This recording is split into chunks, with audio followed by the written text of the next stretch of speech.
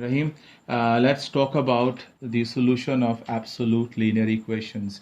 Absolute linear equations can be of three types. Let's discuss the type 1. The type 1 is the equation like this: absolute x is equal to 2.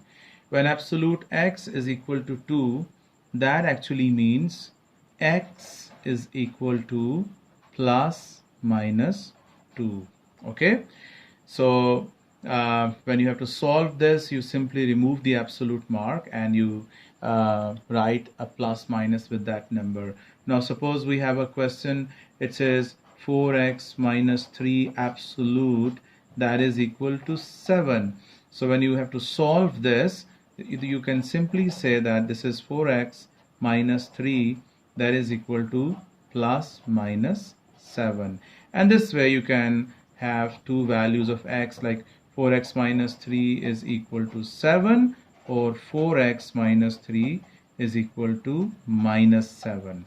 Okay, so this is going to be 4x equal to 10 and x is equal to 2.5. This is 4x is equal to minus 4 and x equal to minus 1. Okay, so this is the first type where you have the absolute linear expression, and that is equal to a number. So you can simply remove this absolute mark and write a plus minus 7. I mean plus minus with the number that you have on the right hand side. Okay, before I take you to the type 2 and the type 3, I need to ask you guys that though it is a linear equation here, and we are still getting two values that we normally have in case of quadratic equations. Okay, so that means we can convert these absolute linear equations into the quadratic equations. For example, imagine if I have 4x minus 3 whole square, and that is equal to 49. Okay, 4x minus 3 whole square, that is equal to 49. So if I take the square root on both the sides, so what do I get? So I get 4x minus 3, that is equal to plus minus 7. Isn't it the same that I'm getting here? Look at this. Okay, these two are the same. So that means this 4x minus 3 absolute square, 4x minus 3 whole square is same as 4x minus 3 absolute square. Like if you look at this, absolute x is 2. If I square both the sides, I get x squared, that is equal to 4. Okay, and then this is going to be changed with the x squared. So if you want to get rid of the absolute mark, you can simply square both the sides. Okay, so now I am going to take you from this towards the type 2. Now in the second type, we have the instead of having a number on the right hand side, we have the absolute linear expressions on both the sides. Like for example, if I have 2x plus 1 absolute, that is equal to absolute x. Okay, so you simply you can start by squaring both the sides. So this is going to be 2. There are many other ways as well. So this 2x plus 1 whole square is equal to x square. Okay, now rather expanding this, you should move this to this side. This is going to be 2x plus 1 whole square, and then there is minus x square.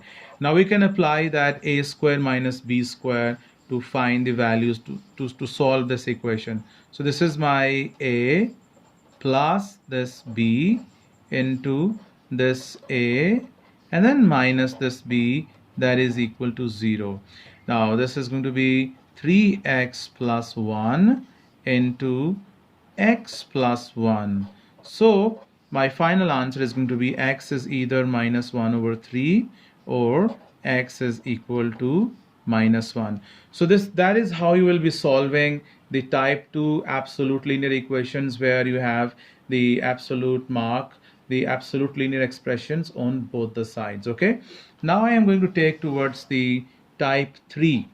Now this is a type where you have to be very careful. Now you will have a question like, let me take a question from here.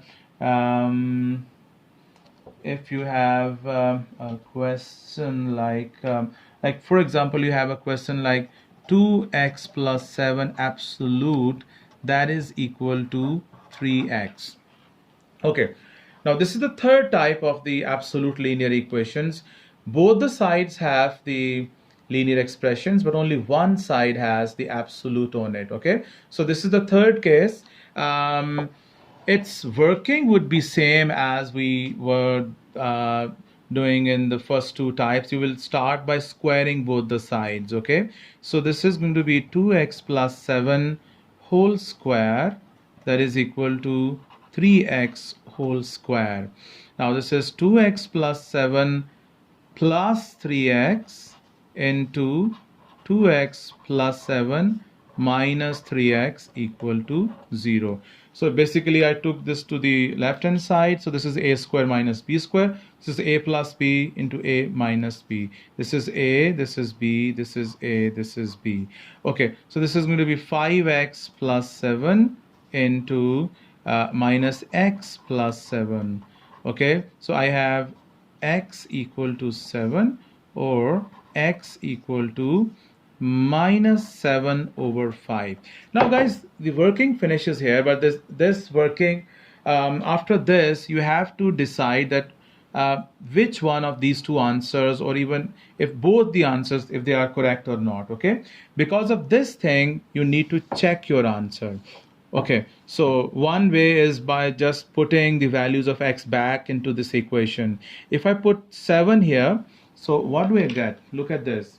When I put 7, I'll be getting 2 into 7 plus 7 absolute, and if that is equal to 3 into 7. Yes, this is 21 absolute, that is equal to 21. So this value seems to be correct. And if I put this minus 7 over 5, so this is going to be 2 into minus 7 over 5 plus 7 absolute, that is going to be minus 3 into 7 over 5. So you see that an absolute value cannot be equal to a minus thing. So this one is the wrong answer here. So we are going to pick this answer. Now let me show this graphically, how this answer is. Why do we have to check this, and why we don't need to check in this case? Now let me draw the graphs very quickly. I am going to draw this 2x plus 7 absolute. Okay, when I have when I put this equal to y, I have two equations. One is y equal to absolute 2x plus 7, and the other is y equal to 3x. Okay, now let me draw this y equal to 3x quickly. This is going to be when there is 1 here.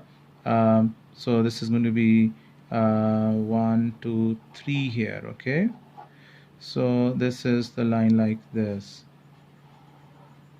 I should be using the ruler here, but you must excuse me. Okay, this is y equal to 3x. Now let's draw this. Y is equal to absolute 2x plus 7. When you put x 0, this is going to be 7.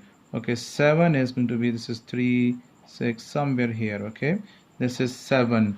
When I put y 0, this is going to be minus 3.5. 1, 2, 3, this is minus 4.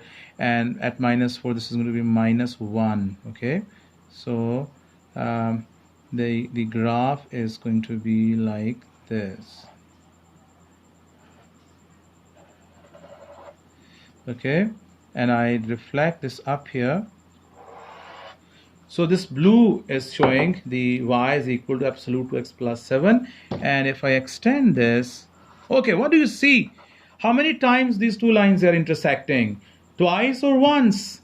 They are intersecting just once. That means there has to be one solution. So that is why, guys, whenever you have this kind of the equation, one side is the absolute linear function expression. The other side is just the linear expression. There is no absolute mark, so you need to check your answer at the end. Okay, you can watch them again if there is anything not clear. Thank you very much.